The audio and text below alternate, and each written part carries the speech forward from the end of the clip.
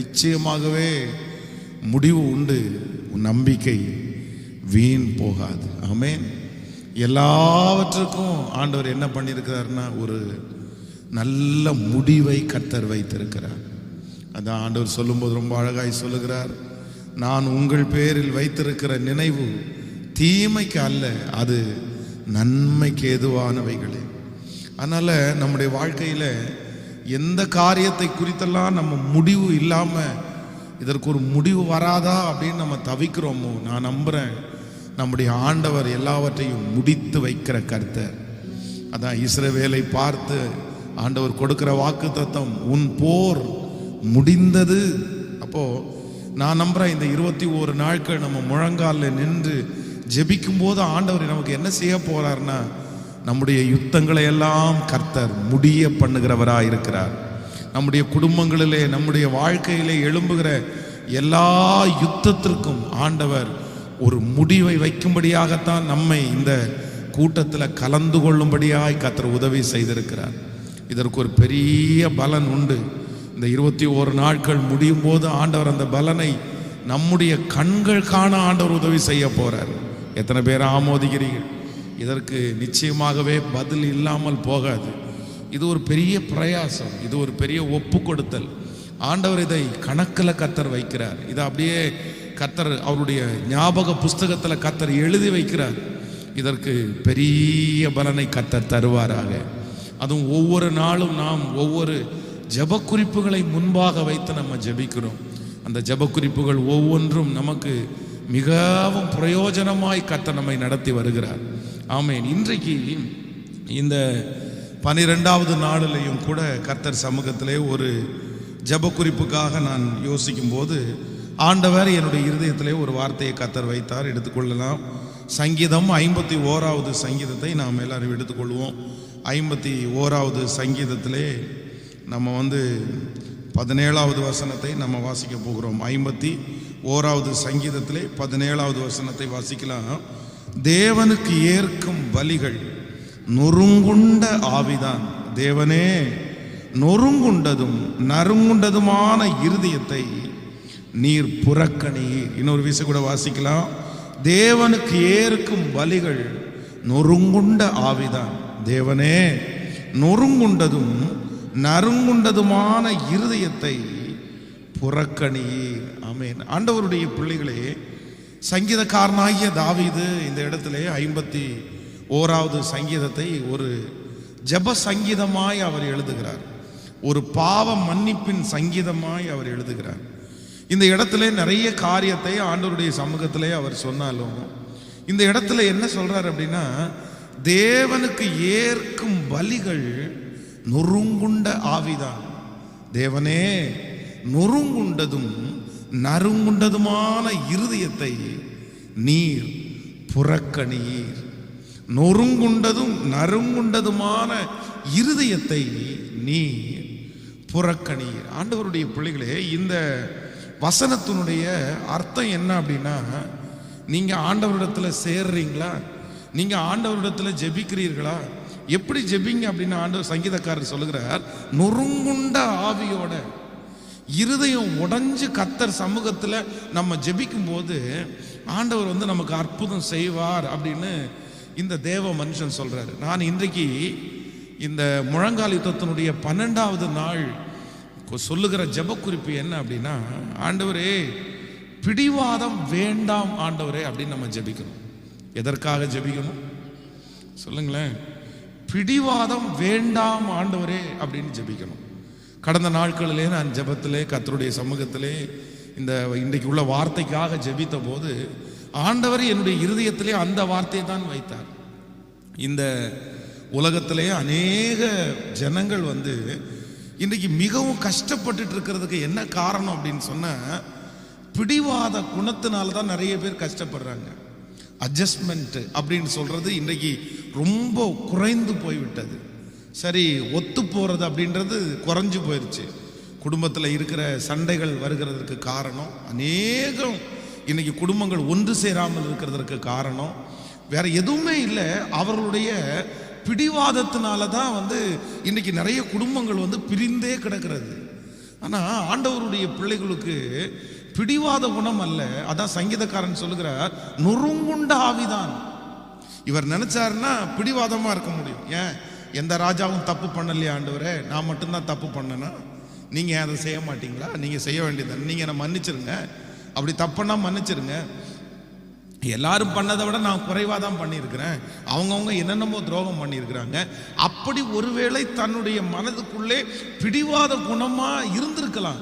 ஆனா தாவீது ஆண்டவருடைய இரக்கத்தை சம்பாதிக்கிறதற்கு என்ன காரணம் அப்படின்னா, அவனுக்குள்ள நொறுங்குண்ட ஆவி தான் இருந்துச்சே தவிர என்ன ஆவி இல்லை அப்படின்னா பிடிவாத குணமான ஆவி இல்லை. இந்த ஜெபத்துல இருக்கிற எல்லாருமே கண்டிப்பா செக் பண்ணணும், உங்களுக்குள்ள என்ன ஆவி இருக்குது? நொறுங்குண்ட ஆவி இருக்குதா? பணிந்து போகிற ஆவி இருக்குதா? இல்லை அப்படின்னா பிடிவாதமான ஆவி இருக்கிறதா? சிலர் பயங்கரமான பிடிவாதம். பாருங்க, பிள்ளைகளை வளர்க்கிறது கூட இன்னைக்கு நிறைய பேர் பிடிவாதத்தினாலே வளர்க்கிறார்கள். அந்த குழந்தைகளை பிடிவாதம் பிடித்து பழக்கவே கூடாது. ஏதாவது ஒரு காரியத்தை நீங்க வேண்டாம் அப்படின்னு சொன்னா அந்த குழந்தை அது வேண்டான்றத கண்டிப்பா அதை அவாய்ட் பண்ணி ஆகணும். ஆண்டவருடைய பிள்ளைகள் சின்ன வயதிலிருந்தே உங்க பிள்ளைகளை பிடிவாதம் பிடிக்கிறதுக்கு நீங்க பழக்கவே கூடாது. இது வேணும் அப்படின்னு சொல்லி ஒருவேளை உங்க குழந்தைகள் பிடிவாதம் பிடிப்பார்களே ஆனால் இல்லை, அதை சொல்லி புரிய வச்சு அந்த அந்த அந்த குணத்தை பிள்ளைகளிடத்திலிருந்து எடுத்து போட வேண்டும். ஒரு ரொம்ப குழந்தைங்களா இருக்காங்க, நம்ம சொன்னா அவங்களுக்கு புரியாது அப்படின்னு சொன்னா பரவாயில்ல, புரியாத வயசுல அவர்களை விட்டுறலாம். ஆனா கொஞ்சம் புரிகிற வயசு வந்ததற்கு பிறகு அவர்களை பிடிவாத குணத்துக்குள்ளே நீங்கள் விடுவீர்களே ஆனால் உங்களுக்கு ரொம்ப டேஞ்சர். உங்களுடைய பிள்ளைகளுடைய வாழ்க்கையை நீங்க கெடுக்க வேண்டிய சூழ்நிலைக்கு தள்ளப்படுவார்கள். அதான் ஒரு அம்மா வீட்டு வேலை செய்கிற அம்மா, ஒரே பிள்ளை, தன்னுடைய கணவனார் குடிகாரராய் மாறி விட்டு போனாங்க. ஒரு பிள்ளை, அந்த வளர்ந்த ஒரு வாலிப பையன் ஒரு பைக் வாங்கி கேட்குறான். இந்த அம்மா பல ஆண்டுகளாக வாங்கி கொடுக்க முடியல, பிடிவாதமா நான் செத்துருவேன்னு நிற்கிறான். நான் நீ என்னை பைக் வாங்கி கொடுக்கல அப்படின்னா நான் தற்கொலை பண்ணிக்குவேன், நான் உயிரோடு இருக்க மாட்டேன் அப்படின்னு மிரட்டின உடனே அவங்க அம்மா பயந்து போய் கடன் வாங்கி அந்த பைக்கை வாங்கி கொடுக்குறாங்க. ஆனால் ஒரு பரிதாபமான நிலைமை என்ன அப்படின்னா, அந்த எப்போ அந்த பைக்கை அவன் பிடிவாதமாக வாங்கினானோ அந்த பைக்கை 15 நாள் தான் அந்த பையன் ஓட்டியிருக்கிறான். 15 நாளில் ஒரு பெரிய ஆக்சிடென்ட்ல மாட்டுறான். நடு வழியிலேயே அவனுடைய ஜீவன் போயிடுச்சு. ஐயோ, எல்லாரும் ரொம்ப துக்கப்படுறாங்க. அந்த அம்மாவுக்கு இருந்ததே அந்த ஒரே ஒரு பையன் தான். பிடிவாத குணத்தினால இன்றைக்கு நிறைய குடும்பங்கள் அழிந்து கொண்டு தான் இருக்கிறது. இன்றைக்கு இந்த ஜெபத்தில் இருக்கிற யாராவது ஒருத்தரிடத்துல ஆண்டவர் பேசுறார் அப்படின்னா, ஆண்டவருடைய பிள்ளைகள் ஆண்டவரிடத்துல ஜெபம் பண்ணுங்க, ஆண்டவரே எனக்கு பிடிவாத குணம் எனக்கு வேண்டாம் என்று சொல்லுங்கள். ஆண்டவருடைய பிள்ளைகள் எல்லாவற்றையும் என்ன பண்ணிக்க தெரியணும் அப்படின்னா அட்ஜஸ்ட் பண்ணிக்க தெரியணும். எல்லா சூழ்நிலையும் நீங்க ஒத்து போகணும், எந்த இடத்துலையும் நீங்க உட்காரணும், எந்த இடத்துலையும் நீங்க சாப்பிடணும். அதுதான் ஒரு நல்ல குவாலிட்டி உள்ள ஆண்டவருடைய பிள்ளை. அதான் தேவனுடைய மனுஷன் சொல்லுகிறான், வாழ்ந்திருக்கவும் எனக்கு தெரியும், தாழ்ந்திருக்கவும் எனக்கு தெரியும். எந்த சூழ்நிலையிலையும் எப்பேற்பட்ட சூழ்நிலையிலையும் நான் மனரம்யமாய் இருக்க கற்றுக்கொண்டேன். இப்போ உங்க ஆத்மாவை பார்த்து நீங்க கேட்டு பாருங்க, உங்களை பார்த்து கேட்டு, எந்த சூழ்நிலையும் நீங்க அட்ஜஸ்ட் பண்ணுவீங்களா? எப்படிப்பட்ட சூழ்நிலையும் உங்களால் அட்ஜஸ்ட் பண்ண முடியுமா? எந்த சூழ்நிலையிலையும் மனரம்யமாய் நீங்கள் இருப்பீர்களா? சரி பரவாயில்ல அப்படின்ற மனரம்யம் உங்களுக்கு இருக்குமா? சிலருக்கு அப்படி இருக்காது. இல்லை, இது இருந்தால் தான் நான் இதை பண்ணுவேன், இது இல்லைன்னா நான் என்னால் பண்ண முடியாது, இவங்க பேசினாதான் நான் பேசுவேன், இவங்க வந்தால் தான் நான் வந்துவேன். அதில் ரொம்ப ஸ்ட்ராங்காக இருப்பாங்க. ஆனால் நீங்கள் ஆண்டவருக்காக பயன்படணும்னா, ஆண்டவர் உங்களோடு கூட இருக்கணும்னா, ஆண்டவருடைய பிரசன்னத்துக்குள்ளே நீங்கள் மூழ்கணும்னா உங்களுக்கு ரொம்ப தேவையானது எது அப்படின்னு சொன்னால் ஒரு இலகுன மனசை தான் கர்த்தர் எப்பவும் எதிர்பார்க்கிறார். ஆமேன்னு சொல்லுங்கள். ஒரு அட்ஜஸ்ட் பண்ணுற இருதயத்தை தான் ஆண்டவர் எதிர்பார்க்கிறார். விசுவாசிக்கிறீங்களா இல்லையா? ஏன்னா நம்முடைய ஆண்டவர் அப்படிப்பட்டவர் தான். சூழ்நிலை இருக்கிறது போல ஆண்டவர் தன்னை, அவர் தேவகுமாரனாக இருந்தும், அவர் தேவனுடைய பிள்ளையாக இருந்தும் இந்த உலகத்தில் வாழும்போது நமக்கு ரொம்ப அதிகமாய் கற்றுக் கொடுத்தது என்ன அப்படின்னு சொன்னால், அவர் இலகுன மனதுடையவர். சரி, ஓகே, சரிப்பா சரிப்பா, இந்த காரியத்தை பார்க்கலாம். அப்போ நம்மவும் அப்படிதான் இருக்கணுமே தவிர இது இருந்தாதான் வாழ்க்கை அப்படின்னு சொல்லக்கூடாது. இது இருந்தாலும் இல்லாவிட்டாலும் நான் அங்கே சாட்சியாய் வாழ்றதற்கு கர்த்தர் எனக்கு கிருபை தாரும் என்று கர்த்தரிடத்தில் கேட்கணும். ஆமேன் சொல்லுங்கள். சிலர் அப்படின்னா பிடிவாதமாக ஜெபம் பண்ணுறது தப்பா பாஸ்டர், நான் பிடிவாதமாக ஜெபம் பண்ணுறேன்னு. தேவனுடைய மனுஷன் தேவனுடைய சமூகத்தில் யாக்கோபு நடுவழியில் கர்த்தருடைய சமூகத்தில் முழங்கால் போட்டு நீர் என்னை ஆசீர்வதித்தாலே ஒழிய உம்மை நான் விடமாட்டேன் அப்படின்னு சொல்கிறாரே, அப்படி நான் பிடிவாதமாக ஜெபிக்க கூடாதா? இன்னொரு வசனம் சொல்லுது, அவர் எருசலேமை ஸ்திரப்படுத்தி அதை புகழ்ச்சியாக்கும் வரைக்கும் அவரை அமர்ந்திருக்க விடாதிருங்கள் அப்படின்னு சொல்றது. அப்போ பிடிவாதமாக ஜெபிக்க கூடாதா? ஒன்று நினைத்துக் கொள்ளுங்கள், பிடிவாதமாய் ஜெபிக்க வேண்டியது என்று ஒன்று இருக்குது, பிடிவாதமாய் ஜெபிக்க கூடாது என்று ஒன்று இருக்கிறது. என்னை பொறுத்தவரை எதற்கு நம்ம பிடிவாதமா ஜெபம் பண்ணணும் அப்படின்னா, ஆண்டவருடைய சமூகத்திலே நம்ம ஒரு அபிஷேகத்தை இழந்துட்டோம், ஆண்டவர் கொடுத்த ஒரு ஆசீர்வாதத்தை இழந்துட்டோம், திரும்ப அந்த ஆசீர்வாதத்தை பெற்றுக்கொள்றதுக்கு அப்பா சமூகத்தில் என்னை மன்னிச்சிருங்க, நீங்க என்ன ஆசீர்வதிக்காம நான் விடமாட்டேன், நீங்க என்ன மன்னிக்காம விடமாட்டேன், நீங்க பழையது மாதிரி என்னை கொண்டு வராம நான் விடமாட்டேன், என்னை மன்னிச்சிருங்க அப்படின்னு ஜெபிக்கிறது தவறல்ல. ஆனால் என் மனதுக்குள்ளே ஒரு ஆசையை, ஒரு கற்பனையை நான் வளர்த்து விட்டு அதற்காக ஆண்டவருடைய சமூகத்தில் பிடிவாதமாக ஜெபம் பண்ணி எனக்கு இது கண்டிப்பாக வேணும், இல்லைன்னா நான் வாழ மாட்டேன் அப்படின்னு சொல்றது என்னை பொறுத்த வரைக்கும் கண்டிப்பாக அது ஏற்றுக்கொள்ளக்கூடியது அல்லவே அல்ல. ஆமேன் சொல்லுங்க. ஆபிரகாமை குறித்து வேதம் சொல்லுது, லோத்துக்காக சோதோம் கோமோரா பட்டணத்திற்காக ஜெபிக்கும் போது ஜனங்களுக்காக தான் ஜெபிக்கிறான், அந்நிய நாட்டுக்காக தான் ஜெபம் பண்றான். ஆனா ஜெபம் பண்ணும்போது எப்படி ஜெபம் பண்றான்னா, ஆண்டவரே இந்த ஒரு விசை மட்டும் கர்த்தருக்கு கோபம் வராமல் இருப்பதாக, ஆண்டவரே துன்மார்க்கரோட சேர்ந்து நீதிமான்களையும் அழிப்பது உமக்கு தூரமாயிருப்பதாக. அப்போ ஆண்டவருடைய பிள்ளையே ஒன்று நினைத்து கொள்ளணும், இன்னைக்கு எல்லாரும் ஜெபிக்கணும், நான் சாகிற வரைக்கும் எனக்கு என்ன இருக்கக்கூடாதுன்னா பிடிவாத குணமே வேண்டாம் ஆண்டவரே. எத்தனை பேரை ஆமோதிக்கிறீங்க? கடந்த நாட்களிலே நான் உங்களுக்கு ஒரு சம்பவத்தை சொல்லியிருக்கிறேன். அதான் ஒரு மனிதனுடைய மனைவி, அவர் அவங்க பேசிட்டே இருக்கும்போது ஒரு திட்டுனதுக்காக இனி காலம் முழுதும் இந்த மனுஷனோட நான் பேச மாட்டேன்னு ஒரு முடிவெடுத்து சாகிற வரைக்கும் அவங்க பேசல. ஆனா அந்த பிடிவாதத்தினால எந்த பிரயோஜனம் இருந்தது மாதிரி தெரியல. அதனால நம்முடைய பிடிவாதம் ஆண்டவருடைய நீதியை நடப்பிக்க முடியவே முடியாது. எல்லாருடைய கைகளையும் உயர்த்தி சொல்லுங்க, ஆண்டவரே நான் ஆண்டவரை பிடிவாத குணமுடையவனா இருக்கக்கூடாது, எனக்கு ஒரு இளகின மனசை தாங்க ஆண்டவரே. தேவரே நொறுங்குண்டதும் நறுங்குண்டதுமான இருதயத்தை நீர் புறக்கணீர். சொல்லுங்க, கைகளை எல்லாரும் உயர்த்தி ஏசப்பாட்ட, ஆண்டவரே நீர் அப்படிப்பட்ட ஒரு கிருபை எனக்கு தாரும், என்னுடைய இருதயம் ஒரு நல்ல ஒரு இழகுன ஒரு இருதயமாய், ஆண்டவரே ஒரு கல்லான இருதயத்தை என்னிடத்திலிருந்து எடுத்து போட்டு ஒரு சதையான ஒரு இருதயத்தை கர்த்தர் எனக்கு தாங்க ராஜா, எனக்கு தாங்கப்பா, எனக்கு பிடிவாத குணம் எனக்கு வேண்டாம் ஆண்டவரே. ஆமேன் சொல்லுவோம். கைகளை உயர்த்தி ஒரு ஹல்லேலூயா.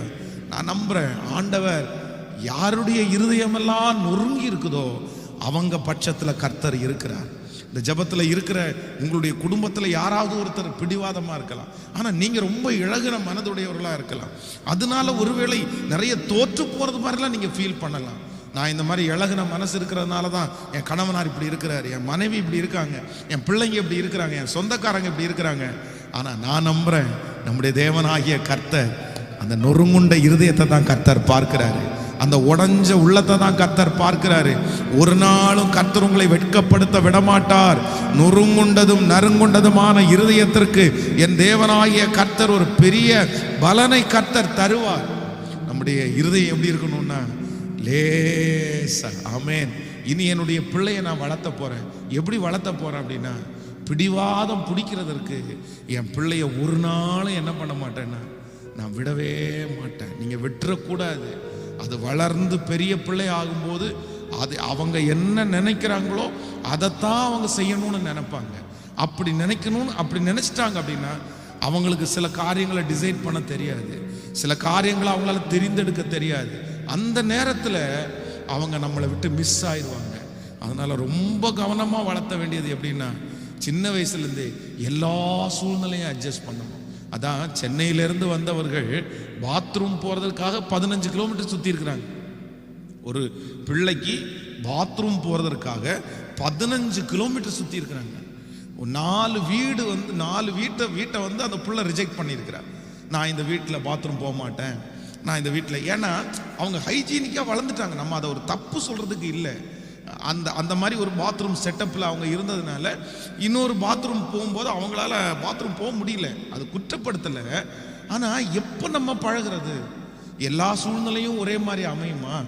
எல்லா இடத்துலையும் நமக்கு தகுந்த மாதிரி இருக்குமா? அப்போது நம்முடைய பிள்ளைகளை ஹைஜீனிக் அப்படின்னு சொல்லி நம்ம தவறாய் வளர்த்துடக்கூடாது.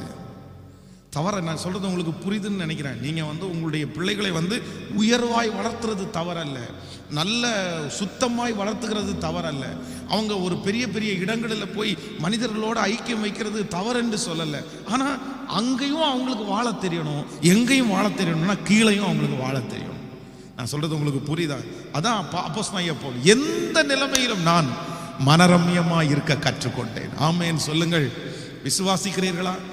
ஒரு பெரிய ஹோட்டலில் சாப்பிட்டாலும் நமக்கு ஒத்துக்கணும், அதே நேரத்தில் ஒரு தள்ளுவண்டி கடையில் சாப்பிட்டாலும் எனக்கு என்ன பண்ணணும்? அந்த அளவுக்கு நம்மளை மெயின்டைன் பண்ணுறது தான் ஒரு சரியான ஆண்டவருடைய பிள்ளை. சிலருக்கு அப்படி ஒத்துக்காது, இங்கே சாப்பிட்டா ஒத்துக்காது, அங்கே சாப்பிட்டா ஒத்துக்கும். சிலருக்கு பார்த்தாலே பிடிக்காது. பாருங்களேன், அந்த அட்மாஸ்பியரை பார்த்தாலே ஐயோ வேணாம் அப்படின்னு.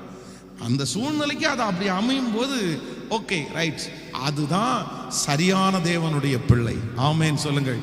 அதான் பரிசுத்தவான்கள் எல்லாம் யாரையுமே சொகுசா வளர்த்தவே இல்லை, சொகுசை காமிக்கவே இல்லை. பாருங்க, ஏன் அப்படின்னா சொகுசை காமிச்சோம் அப்படின்னா சொகுசான வாழ்க்கையே இவன் தேடிடுவான்.